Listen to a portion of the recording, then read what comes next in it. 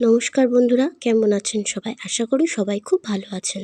আজ চিকেনের অন্যরকম একটা রেসিপি নিয়ে এসেছি। পোলাও বা পরোটার সাথে এর যুগলবন্দি খুবই সুন্দর। চিকেনটা বাড়িতে খুব সহজেই তৈরি করা যায়। এটা তৈরি করতে গেলে কি কি উপকরণগুলো লাগবে সেটা চলুন দেখে নিই এবার।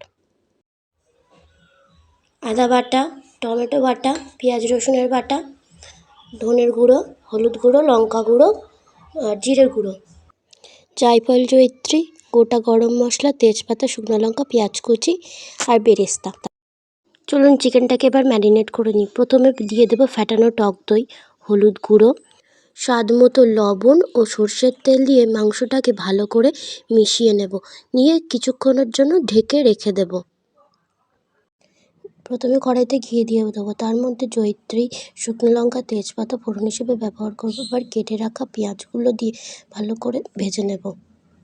ভাজা হয়ে গেলে এর মধ্যে একে একে চিনি, টমেটো বাটা, রসুন বাটা, আদা বাটা দিয়ে ভালো করে মিশিয়ে নেব। এবার একে একে হলুদ গুঁড়ো, ধনের গুঁড়ো, জিরের গুঁড়ো আর একটা চেরা কাঁচা লঙ্কা দিয়ে ভালো করে কষিয়ে নেব। এবার ম্যারিনেট করা মাংসটাকে দিয়ে ভালো করে কষিয়ে নেব। এবার ফুটে গেলে উপর থেকে গরম মশলার গুঁড়ো, জায়ফল, জয়িত্রীর গুঁড়ো ছড়িয়ে একটা পাত্রে নামিয়ে নেব।